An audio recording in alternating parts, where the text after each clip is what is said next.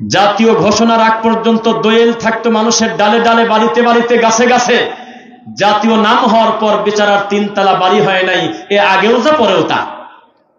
আমাদের দেশে জাতীয় ফল কাঁঠালের নাম কিন্তু আল্লাহ ওহী দিয়ে করে দেন নাই, আমরা পরবর্তীতে নাম দিছি। জাতীয় নাম দেওয়ার আগেও তার গায়ে যেমন আঠা ছিল, জাতীয় নাম করার পরে আঠা একই রকম আছে, কমে নাই।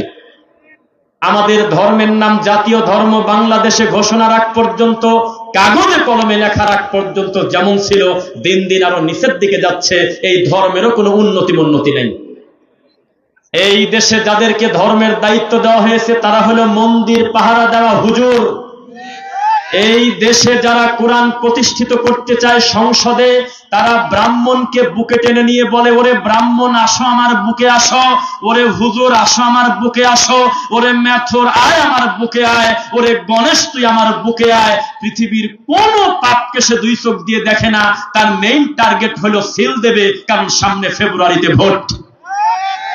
এই রাজশাহী চাঁপাইনবাবগঞ্জের অধিকাংশ না বোঝা আহলে হাদিস যে ও আবার ভোটের রাজনীতির সাথে জড়িত। সে কিভাবে জানি 5ই আগস্ট আসার পরে আমরা বুঝতে পারলাম আগের আহলে হাদিস আর পরের আহলে হাদিস মেলে না। বেদাতি বক্তা হলো তাদের প্রধান বক্তা। আজকের এই দিনে একটা পিকচার, একটা ছবি ফেসবুকে দেখে একদম শরীর থেকে রক্ত ঝরণ হয়েছে। দেখলাম কেন্দ্রীয় আহলে হাদিস একটা মসজিদে গাইবান্দার মাহফিলের প্রধান বক্তা বজলুর রশিদ ল্যাংটা। বাংলায় বললাম জন্য হাসলেন, আরবিতে বললে এর থেকে নোংরা গালিও প্রাপ্য। ওটা মানুষ না। 10 মিনিট তার মুখের দিকে তাকায় কথা শোনা যায় না, খালি খিলখিল করে হাসে, দাঁতগুলো তরমুজের বিসি, রাত দিন জাল হাদিস ডেলিভারি দেয়, সারাটা দিন রাত রাসূলের নামে মিথ্যা কথা বলে। এরকম একটা অসভ্যকে ধরে নিয়ে বানাইছে আহলে হাদিসের মাঠের প্রধান বক্তা। অথচ এই বগুড়াতে, গাইবান্দাতে মাদানী আলেম সহ শত শত সালাফি আলেমের অভাব আছে? অভাব নাই। এরপরেও তারা চোখে দেখে নাই দুনিয়াবি লোভে, কয়েকটা টাকার লোভে, লোকজন যাতে বেশি আসে, এই লোভে এই অসভ্য জোকারকে ধরে নিয়ে এসে বক্তা বানাইছে প্রধান বক্তা। একটা ছেলে, বেদাতির বিষয়ে যেহেতু আমার কথা, বেদাতির কত রূপ, আকাশের যত তারা বেদাতির তত ধারা। একটু সিরিয়ালে আমি বলি, আপনি মিলায় নেন। এক অসভ্য বেদাতি কপালে নিয়েছে একটা সাদা দাগ, শরীরটা করেছে খালি গাও, চকের দাগ দিয়েছে, কালো দাড়ি বানিয়েছে সাদা, একেবারে শয়তান বানিয়েছে নিজেকে কালো কালো বানিয়ে। এরপরে কানে মোবাইল নিয়ে, ফোন নিয়ে মোহাম্মদ বিন সালমান হাফিজাহুল্লাহকে ফোন দিয়ে বলে, তুমি কি মোহাম্মদ বিন সালমান? আচ্ছা, শুনলাম ইবলিস শয়তান নাকি তুমি নিয়ে নিছাও। নাউজুবিল্লাহ বললেন না কেউ? যেই লোকটা নিজেকে শয়তান বলে পাবলিকের সামনে পেশ করে, খোলা মাঠে মাহফিলে হাজার হাজার মানুষের সামনে মোবাইল কানে নিয়ে বলে, হ্যালো তুমি কি পরিমণি? এরকম একটা অসভ্য অমানুষ সার্কাসের জোকার, তাকে বানিয়েছিল আহলে হাদিসরা প্রধান বক্তা। আমরা যখন অনলাইনে সবাই মিলে প্রতিবাদ করলাম, তখন এই ল্যাংটার অসভ্যকে বাদ দিয়েছে গত কিছুদিন আগে।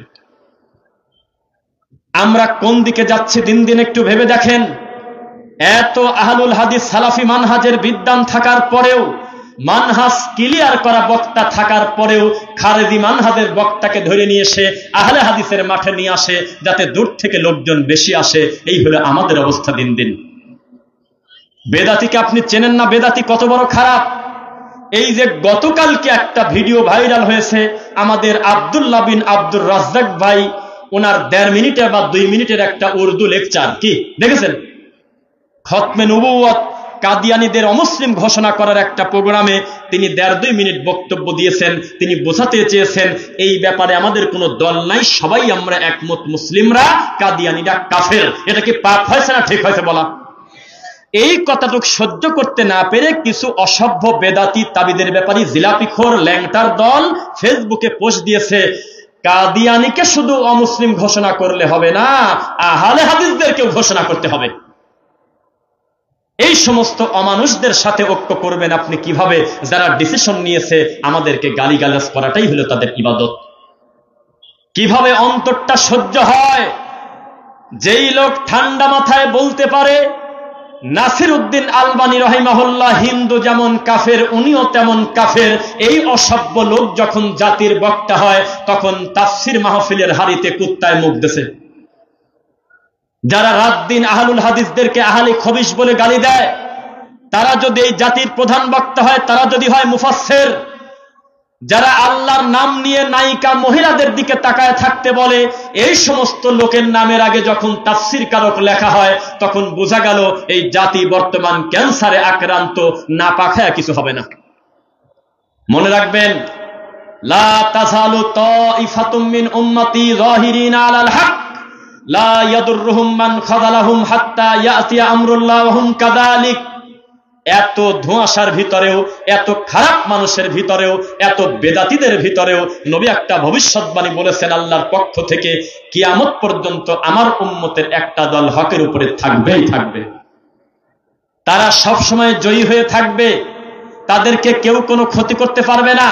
এমনকি আমি আল্লাহর সামনে তারা জয়ী হয়ে হকের উপরেই উঠবে। লিল্লাহি তাকবীর। হে আল্লাহ, এই ফেরকায়ে নাজিয়া নাজাত প্রাপ্ত দলে তুমি আমাদেরকে শরীক হওয়ার তৌফিক দাও, বলেন আমিন। মুসলমান, আলেমদের সাথে থাকেন, ভালো আলেমদের সাথে থাকেন। আগের ওই বুঝটা ভুলে যান। বেদাতিকে আপনি চেনেন না, বেদাতি ঘুরে ফিরে আপনাকে নিয়ে যাবে হলো অন্যদিকে, কোনো দিন কোরআন হাদিসের দিকে আসবে না। এই বেদাতি 18 বছর পড়াশোনা করেছে, মাইক্রোফোন নিয়ে বাইতুল মুকাররমে আমাদের আহলে হাদিসের একজন ইউটিউবার ভাই, তিনি গিয়ে বলতেছে আসসালামু আলাইকুম। উনি উত্তর দিলেন ওয়া আলাইকুম আসসালাম, আপনার নাম কি? ফুলান অমুক।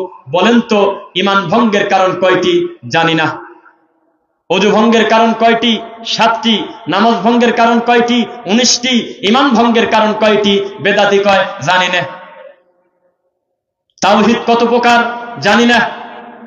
ইসলামের মূল উৎস কয়টি? 4টি। আপনারা বলেন কয়টি? উৎস বলছি না, বুঝে বলেন কেন? উৎস 2টি। কয়টি? 2টি। 1 আল্লাহর কিতাব, 2 মুহাম্মদ সাল্লাল্লাহু আলাইহি ওয়াসাল্লামের সুন্নাহ হাদিস। মিলছে নাকি? এই 2টার নাম নেয় না, ভাসুর হয়। এই ছেলে বারবার কয় 4টা। কত জ্বালা। কয় যে ভাই 4টা বলেন কি কামে? বুঝে বলেন। কয় ঠিকই আছে 4টা। কি কি? কয় যে কুরআন, হাদিস, ইজমা, কিয়াস। কত জ্বালা। এই তো তাদের অবস্থা। মানে এই বেদাতি এত খারাপ, দিন শেষে তার মুসল্লিদেরকে হাতে পায়ে ধরে হলেও জাহান্নামের রাস্তায় নেবেও, কারণ তাদের আমল সুসজ্জিত করেছে শয়তান। ওয়া যায়্যানা লাহুমুশ শাইতানু আমালাহুম। শয়তান তাদের চোখে ধুলা দিয়ে তাদের আমলকে সুন্দর করে সাজিয়েছে। দরুদে ইব্রাহিম যদি আমি এই পবার মাঠে পড়ি, এই ঘোলহারিয়ার মাঠে পড়ি, স্কুল মাঠে পড়ি, আমার সাথে 5 জন লোক দরুদে ইব্রাহিম পড়ে না, কিন্তু বেদাতি মুফতি খালি বলতেছে ইন্নাল্লাহা ওয়া মালাইকাতাহু ইউসাল্লুনা আলান নবী ইয়া আইয়ুহাল্লাযীনা আমানু সাল্লু আলাইহি ওয়া সাল্লিমু তাসলিমা। এরপর চা খাবে, একাইটা নিয়ে বেরাচ্ছে আল্লাহুম্মা। এটা বোঝানোর জন্য বললাম, রবের নাম বিকৃত করে বলা জায়েজ নাই। ব্যঙ্গ করে বলতে পারতাম, কিন্তু বলা ঠিক না। এইভাবে তারা ঠাট্টা মস্কারা করে দরুদে ইব্রাহিমকে দাফন করেছে। সাইয়্যিদিনা শাফিয়ানা মাওলানা মুহাম্মদ ভিন্ন একটা জিনিস তারা তৈরি করে দিয়েছে। এই জাতিকে যখন বলি আঙ্গুলে তাসবিহ গণনা করেন, পৃথিবীর সবচেয়ে বুজুর্গ ভালো মানুষের নাম মুহাম্মদুর রাসূলুল্লাহ সাল্লাল্লাহু আলাইহি ওয়াসাল্লাম। মরা পর্যন্ত কোনো দানা, কোনো বিচি ধরে নাই, আঙ্গুল দিয়েই তাসবিহ গণনা করেন। একটা লাভ আছে, বিচারের মাঠে এই আঙ্গুলের করগুলো আল্লাহর সামনে আপনার পক্ষে সাক্ষী দিয়ে দাঁড়িয়ে যাবে। এই বেদাতি মানে না, 1000 দানার তাসবিহ দিয়ে আল্লাহর ঘরটা ভরে ফেলছে। এই জাতিকে যত বেশি কোরআন হাদিসের মুখামুখি করতে চাই, ঘুরে ফিরে মসজিদে গিয়ে দেখেন, আমি 2টা মসজিদে প্রমাণ দিয়েছি। 2-1 জন হাত তুলে সাক্ষী দেবেন, যাতে আমি এটা প্রমাণ হয় যে আমি ভুল কথা বলতেছি না। কয়েকদিন আগে আমি 2টা ভিডিও দিয়েছি, অনেকগুলো কোরআন মাজিদ আর তাফসিরের উপরে ফাদায়েলে আমলের জায়গা হয়েছে। কেউ কি দেখছিলেন? 2-1 জন হাত তোলেন, দেখছেন? আরে ভাই দেখছে। আচ্ছা, এদিকে হাত নামান, হাত নামান। আলহামদুলিল্লাহ। প্রথমে আছে কোরআন মাজিদ, দ্বিতীয় সহিহুল বুখারী, এরপরে কোরআন মাজিদের বঙ্গানুবাদ, সর্বশেষে সবচেয়ে উপরে জায়গা হয়েছে ফাদাইলে আমলের। আমি যে দুঃখ করে বলি জাতি হলো ল্যাংটা জাতি, ইল্লা বা'দাশ-শাই, কিছু বাদে। আমি কথা ভুল বলি না ভাই? যেই জাতি কোরআন মাজিদের উপরে জায়গা দেয় ফাদাইলে আমলের, এই জাতির তাকদীর আর কি থাকতে পারে আপনি আমাকে বলেন? ফাদাইলে আমলের বইটার পৃষ্ঠা আমি ডাইরেক্ট ভিডিওতে দেখাইছি যাতে আমাকে কেউ গালিগালাজ না করে। আমি পৃষ্ঠা উল্টাতে গিয়ে দেখি পৃষ্ঠা ছিঁড়ে ছিঁড়ে প্রায় পড়ে যাচ্ছে, কারণ ওই ভিতরে সেলাই খুলে গেছে। এটা কি ভালো খবর না খারাপ খবর? কথা বোঝে না দেখি। এই বই লেখকের জন্য এটা বিরাট সুখবর, কারণ এই বইটা এতই বেশি পড়া হয় যে পড়তে পড়তে বইয়ের পৃষ্ঠা পর্যন্ত ছিঁড়ে গেছে। আর কোরআন মাজিদটার লিখনির ছাপানোর বয়সটা ওর আগে, কত আগে আপনারাও জানেন, আমিও জানি। এই কোরআন মাজিদটা যখন আমি বের করে জাতির সামনে দেখাচ্ছি, দেখি যে একটা পৃষ্ঠার সাথে আর একটা পৃষ্ঠা লাগিয়ে রয়েছে। ওই যে ছাপানোর সময় গরম গরম ছিল, আঠা আঠা, ধরে নিয়ে এসে বসা দিয়েছে মসজিদে, ওই রকম পড়ে আছে, কারণ ওকে শক্ত চাপা দিয়ে আছে ফাদাইলে আমল, বেহেশতি দেবর, মকসুদুল মুমিনিন, দুআয়ে গন্দে আরশ, খয়রাত বই, 12 চাঁদের 13 পূজা, এগুলি আটকাত হয়েছে। এই জাতি হেদায়েত পাবে কিভাবে বলেন? আল্লাহর ঘরের মেম্বারে কোরআনের জায়গা নাই, সহিহ বুখারীর জায়গা নাই, হয়েছে বেহেশতি দেওয়ারের জায়গা, মকসুদুল মুমিনিনের জায়গা, কসসুল আম্বিয়ার জায়গা। যেগুলোর নাম নিলাম এগুলো রামায়ণের থেকে বেশি খারাপ, কারণ এর ভিতরে ডাইরেক্ট জাল হাদিস দিয়ে মুসলমানদের ঈমান ধ্বংস করতেছে। কে কাকে বুঝাবে? কে কাকে জবাব দেবে আপনি আমাকে বলেন? একটা বক্তা খোলা মাঠে চিৎকার দিয়ে বলে দিচ্ছে আহলুল হাদিসরা হলো ইহুদি খ্রিস্টানের দালাল, এ কথা তিনি বই বের করে গোটা জাতির সামনে বোঝায় দিচ্ছে। অথচ এই জাতির সবচেয়ে বড় হুজুরের নাম চরমনের পীর। আল্লাহ, তুমি আমার সব কথা রেকর্ড করতেছো, আমি জানি। মা ইয়ালফিযু মিন কাওলিন ইল্লা লাদাইহি রাকিবুন আতীদ, জবান থেকে যে কথাগুলো বের হচ্ছে এই কথা সব রেকর্ড থাকতেছে, থাকতেছে না? এই কথা বলেন, থাকতেছে কিনা? আল্লাহর কসম, এই যে কাছাকাছি সময় চরমনাই নতুন একটা জিকির বানাইছে, এই জিকিরের নাম হলো লা লা লা লা লা লা। আপনি হাসলেন, একটু পিছনে তাকান, যুবকদেরকে বলেন যে মোবাইলে লা লা লা লা জিকির যদি না থাকে তাহলে আমি মিথ্যুক।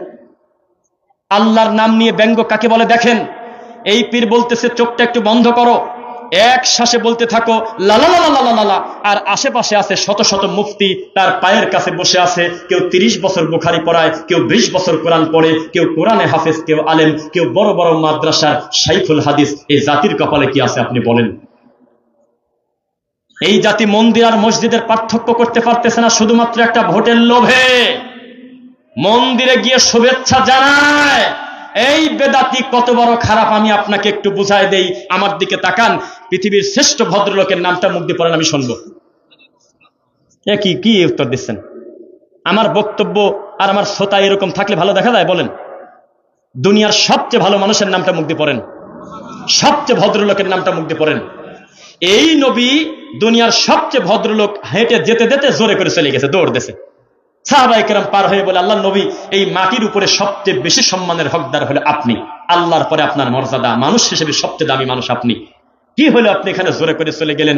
নবী বললেন, এই জায়গার উপরে আল্লাহর রাগ এখনো কমছে কিনা আমি জানি না, কারণ হাজারো বছর পূর্বে এই জাতির উপরে আল্লাহ লানত দিয়ে তাদেরকে উল্টা দিছিল। আমার এখনো ভয় হয়, না জানি আল্লাহর রাগ মেটেছে কিনা। এরা গজবের জায়গা, এখানে শিরক হতো, এখানে সমকাম হতো।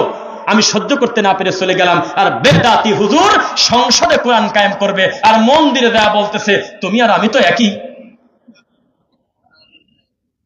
চাঁপাইনবাবগঞ্জের আহলে হাদিস অধিকাংশ হলো এই জিন্দা এই ঠাকুরের লোক। কিভাবে আহলে হাদিস দাবি করে নিজেদের? কারণ জন্মের পর থেকে দেখতেছে ওয়ালা দল্লিন বলার পর আমিনটা জোরে বলতে হয়। জন্মের পর থেকে কিভাবে জানি ঠিক পাইছে, পাশের ব্যক্তির পায়ের থেকে পা দূরে দূরে লাগানো যাবে না, জমা করে লাগাতে হবে, সেজন্য সে আহলে হাদিস। জন্মের পর থেকে দেখতেছে দাদা বুকের উপরে হাত বাঁধে, নাভির নিচে হাত বাঁধে, আমাদের বংশে নাই, বংশের ঐতিহ্য রক্ষার্থে হাতটা উপরেই বাঁধে, এই তো আহলে হাদিস। কিন্তু মানহাজের ব্যাপারে যখন প্রশ্ন আসে, তাওহীদের পতাকা দিয়ে তাওহীদের দাড়িপাল্লায় যখন ওজন করা হয়, তখন দেখেন বেদাতির থেকে খারাপ। রাগ করতেছেন মনে আপনারা? এই রাজশাহী চাঁপাইনবাবগঞ্জ আপনার কোনো বাপদাদার সম্পত্তি না। এই রাজশাহী চাঁপাইনবাবগঞ্জের মানুষ আমি যতটুকুন, আপনি ততটুকুন, চাপাইর লোক ততটুকুন একই। আমি দায়িত্ব নিয়ে বলতেছি, হাজার হাজার মানুষ এখনো মানহাজ চিনতে না পেরে তারা এই বেদাতি হুজুরের ভোট পদ্ধতিতে গণতান্ত্রিক আহলে হাদিসরা বসে আছে। অথচ তারা জানে না সারাটা জীবন পলিটিক্যাল আহলে হাদিস আর নবী সাল্লাল্লাহু আলাইহি ওয়াসাল্লামের হাদিস মেনে আহলে হাদিস হওয়ার পার্থক্য আসমান আর জমিন। ওরে রোগী, ওরে মেন্টাল, তোমাকে আমি দাওয়াত দেই, তুমি পাবনাতে গিয়ে ঘুরে আসো, হেমায়েতপুরে দেখো তোমার থেকে কত বড় বড় যোগ্য লোক মেন্টালের ভিতরে বসে আছে, তুমি বুঝতেই পারবে না যে ওর ভিতরে আছেটা কি, অথচ 3 বছর বন্দী। তার থেকে বড় পাগল তোমার হুজুর, শুধু গায়ে শিকলটা নাই জন্য ধরা যাচ্ছে না। নইলে ইহুদি খ্রিস্টান তৈরি করলো গণতন্ত্র, যাতে কোনো একটা রাষ্ট্রে কোনো একটা নির্দিষ্ট ধর্ম প্রতিষ্ঠিত হতে না পারে। এই বেদাতি বুঝতে না পেরে গণতন্ত্রের পতাকা হাতে করে বলতেছে বিহাক্কে লা ইলাহা ইল্লাল্লাহ, ভোট দিলেই জান্নাত। কোরআনের পৃষ্ঠা খুললে তুমি বলো যে আমরা যদি এই 2026 সালের নির্বাচনে হেরে যাই, কোরআন হেরে যাবে। হারে মুসলমান, ভিতর থেকে রক্ত ছোটে এই নোংরা কথা শুনলে জান্নাতের সার্টিফিকেট পাওয়ার পরে, আল্লাহর নবীর পরে এই মাটির উপরে দুনিয়ার সবচেয়ে ভালো মানুষের সিরিয়ালে উসমান রাদিয়াল্লাহু আনহুর নামটা আছে কিনা একটু বলেন মুখ দিয়ে।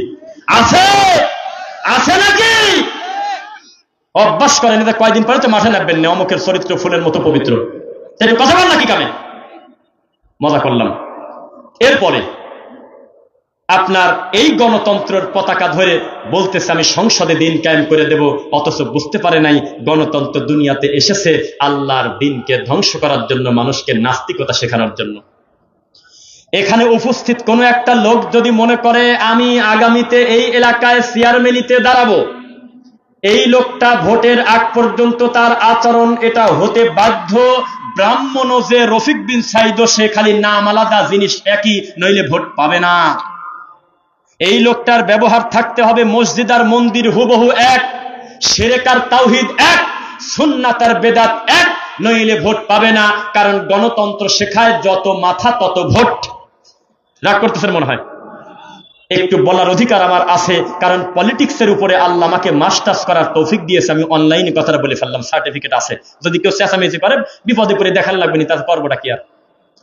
তো পড়তে দেয় পৃষ্ঠায় পৃষ্ঠায় দেখেছি অ্যারিস্টটলের কথা, প্লেটোর কথা, আর অন্যান্য যারা এই সমস্ত কাজ নিয়ে গবেষণা করেছে, এই গণতন্ত্রের জনক হিসেবে যারা নাম করেছে, তারা নিজেরাও জানে গণতন্ত্র মানেই হলো, পলিটিক্যাল মানেই হলো আর একটা লোকের ঘাড়ের উপরে পাও দিয়ে তাকে জুলুম না করা পর্যন্ত আমি আমার চেয়ার ঠিক রাখতে পারবো না। ও মুসলমান, তুমি কেন ওখানে? সংসদে কোন ইসলাম চাও আমাকে বুঝায় বলো। তুমি চট্টগ্রামের দিকে যে প্রার্থী দিয়েছ রে বেদাতি হুজুর, ওরে বেদাতি, তুমি যে চট্টগ্রামের এত নাম্বার আসনে তুমি যে একটা হুজুর দিয়েছো, যেই হুজুর হইল তোমাদের পক্ষ থেকে সংসদে যাবে, ওই হুজুরের বাপের ক্ষমতা নাই চট্টগ্রামের সবচেয়ে উঁচু জায়গায় দাঁড়িয়ে বলা, ও চট্টগ্রামবাসী, নবীর উপরে মিলাদ পড়লে কিন্তু বেদাত হবে, বেদাতের পরিণাম জাহান্নাম। এই সত্য কথাটুকু যদি তুমি বলতে পারো, তাহলে আগামীর ফেব্রুয়ারিতে তোমার 70টা ভোট প্রতি শতকরা হারিয়ে যাবেই যাবে। কারণ চট্টগ্রামের লোকের কাছে ধর্ম হলো মিলাদ আছে আমরা আছি, মিলাদ নাই আমরা নাই। আমাদের পাবনাতে এই ইসলামী দলের যাদের প্রতিনিধি করা, আমি দায়িত্ব নিয়ে বলতেছি, তারা কোনোদিন খোলা মাঠে বলবে না যে চিশতিয়া ভালো না, নকশাবন্দি ভালো না, মুজাদ্দেদিয়া ভালো না, পীর ফকিরের নীতি চলবে না, উঁচু কবর পিটায় সমান করতে হবে। আমাদেরকে যদি আপনারা ভোট দেন, আমাদের সংসদে গিয়ে প্রথম কাজ হবে পীর ফকিরের নীতি উঠায় আল্লাহর রাসূলের আদর্শ বাস্তবায়ন করা। এ কথা যদি বলে পিঠের চামড়া হ্যাঁ তুলে দিবি। ওখানে গিয়ে বলবে, ওরে মাজার পূজারি আসো আমার বুকে আসো, ওরে আহলে হাদিস আসো আমার বুকে আসো, ওরে ব্রাহ্মণ, ওরে রাম, ওরে কৃষ্ণ আসো আমার বুকে আসো, তোমরা আর আমরা তো সব একই। কারণ ফেব্রুয়ারির ভোটের চিন্তা তার মাথায়।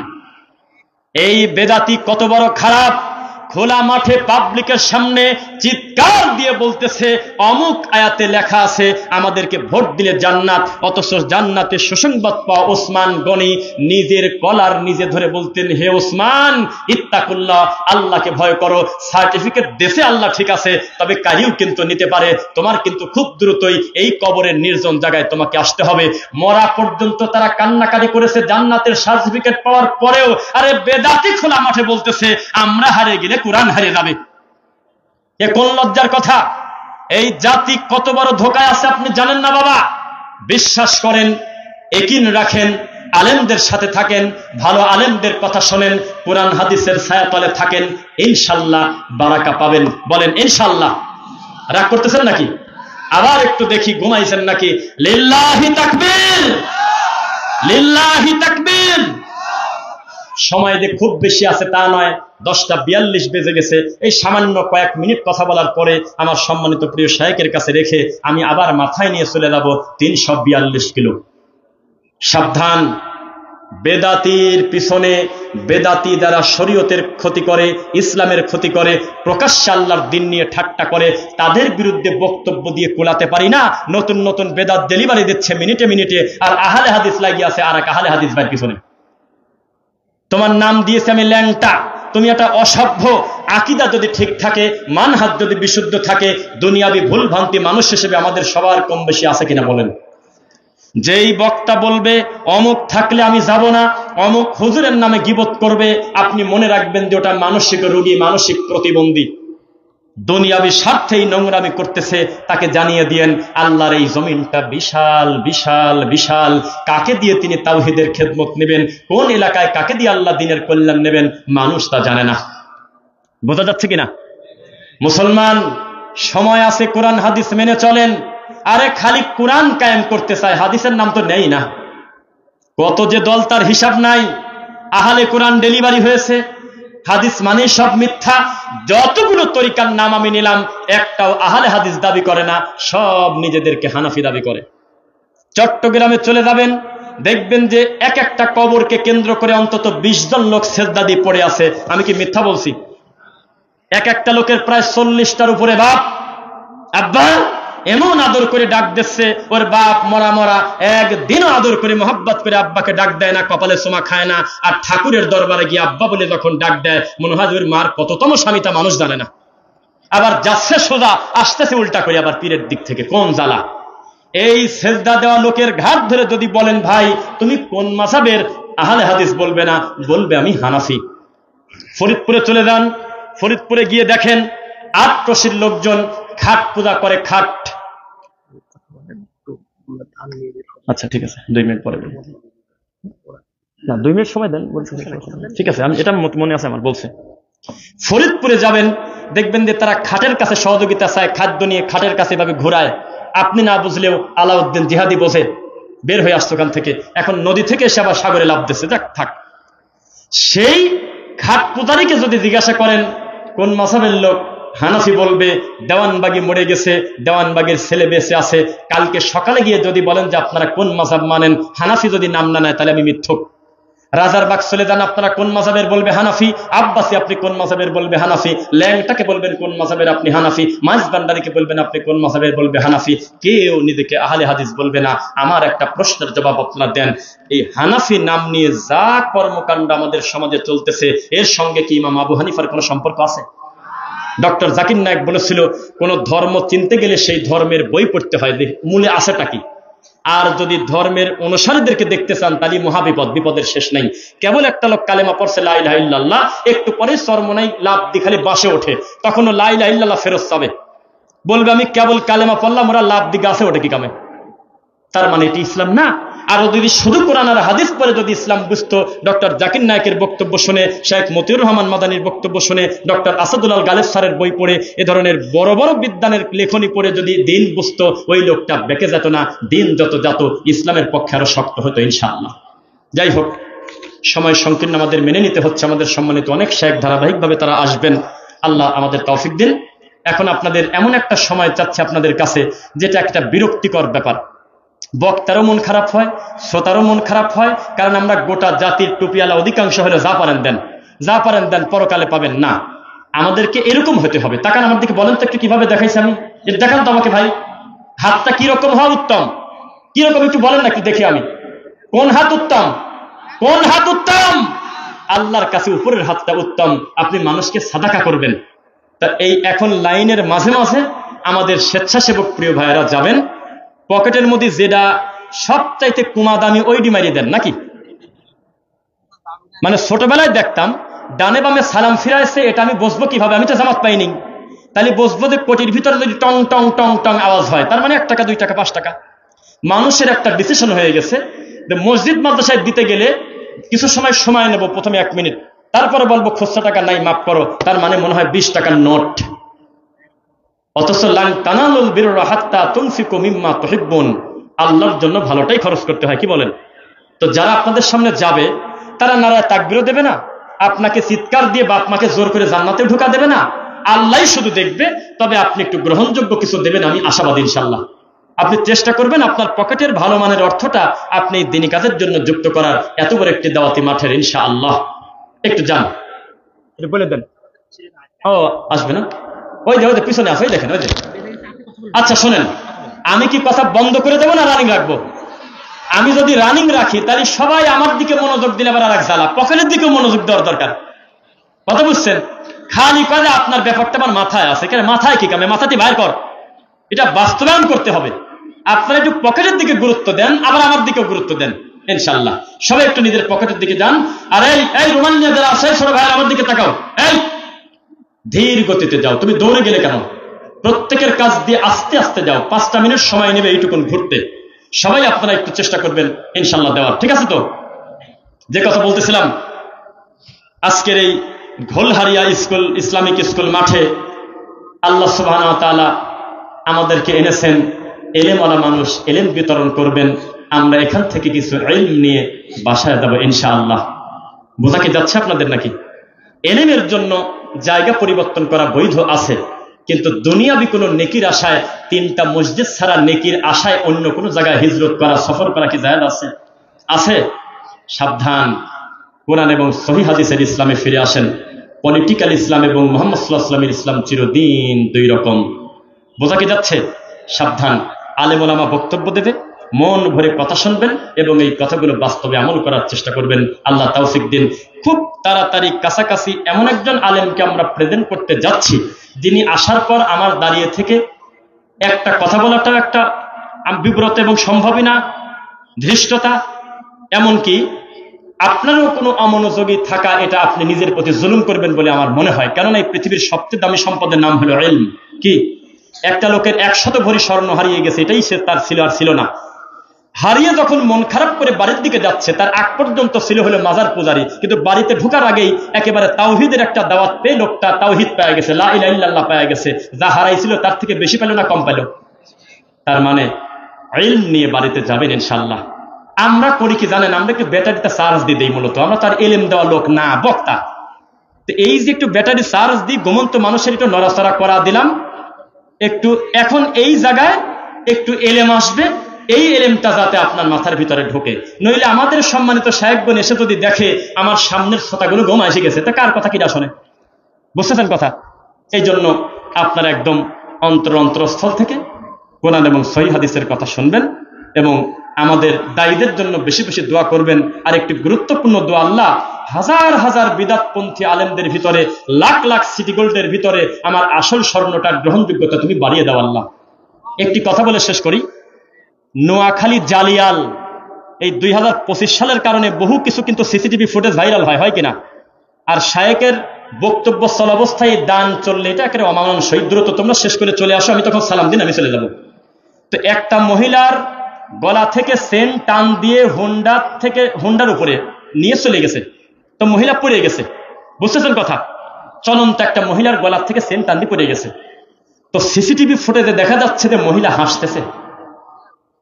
তো লোকজন এসে বলতেছে, হায় হায় হায় হায়, গলার থেকে চেন খুলে নিয়ে চলে গেল, আপনার তো জীবন শেষ, আমরা কাঁদার কথা না, হাসেন কি কামে? পাগল নাকি? ওটা কি আসল শোনা নাকি সিটি গোল? আমি খালি চিন্তা আছে, এই দুইটা বকাটে প্রায় 20 মিনিট আমার পিছনে লাগছে। এই 20-30 মিনিট পরে যেভাবে আমার পিছনে ঘুরতেছে, আমি তো 30 টাকা দিয়ে চেনটা কিনছি, ওটা তেলের দাম ওঠে নেই। বুঝতেছেন? সারাটা জীবন একজন বেদাতি যার মানহাজ বিচ্যুত খারেদি মানহাজ দিনে লালন করে, তার কথা মিষ্টি হলেও তার মূল টার্গেটটা কিন্তু কোরআন সুন্নাহ না। ঘুরে ফিরে দেখবেন যে আপনার জায়গা পরিবর্তন করে দিয়েছে। আর এটা হাতে হাতে একটা ফল দিয়ে দেয়। যারা নবীর সুন্নাহ নিয়ে ব্যঙ্গ করে, আমরা অধিকাংশ ক্ষেত্রে দেখতেছি হাতে হাতে ফলাফল, দুনিয়াতে চূড়ান্ত লানত বেইজ্জত তাদেরকে হতে হয়। যারা দৃশ্যমান ডাইরেক্ট খাতা বের করে বলতো, এই দেখো সালাফি আলেমরা কি বলে, তারা ইহুদির দালাল, আজকে সে যুগের পরিক্রমায় হারিয়ে গেছে, ভেসে গেছে। আর আমাদের আলেম ওলামার দিন দিন আল্লাহ মর্যাদা বৃদ্ধি করে দিচ্ছে তাওহীদের কারণে, দিনের কারণে। আলহামদুলিল্লাহ। আল্লাহ তুমি আমাদের অতীতের ভুলগুলো ক্ষমা করো। আবার বলতেছি, রুহামা ও বাইনাহুম আমাদের ভিতরে খুবই কম, আশিদ্দা ওয়ালাল কুফফার আছে কম বেশি। একে অন্যের ভিতরে একটা আন্তরিক দরকার। আপনি যত বড় পণ্ডিত হন, আমি মুহাম্মদ সাল্লাল্লাহু আলাইহি ওয়াসাল্লামকে মানুষ বলতে পারি, তা আপনি আবার কে? আপনি তো মানুষই। তো আকীদা মানহাজ বিশুদ্ধ থাকার পরেও আমাদের ভুল হতে পারে, আমাদের মানুষ হিসেবে অন্যায় হবে। এরপরে একে অন্যকে খোলা মাঠে বিতর্কিত করে, ব্যঙ্গ করে, ঠাট্টা মস্কারা করে, আরেক ভাইকে গালি দিয়ে আমাদের টার্গেট খুব একটা ভালো কাজ হবে না। আমাদের রুহামা ও বাইনাহুম, একে অন্যের প্রতি আন্তরিকতা আল্লাহ বৃদ্ধি করে দিন। আমাদের এই ভালোবাসাটা যেন আল্লাহর ভালোবাসায় পরিণত করেন। সুবহানাকাল্লাহুম্মা ওয়া বিহামদিক, আশহাদু আল্লা ইলাহা ইল্লা আনতা, আস্তাগফিরুকা ওয়া আতুবু ইলাইক।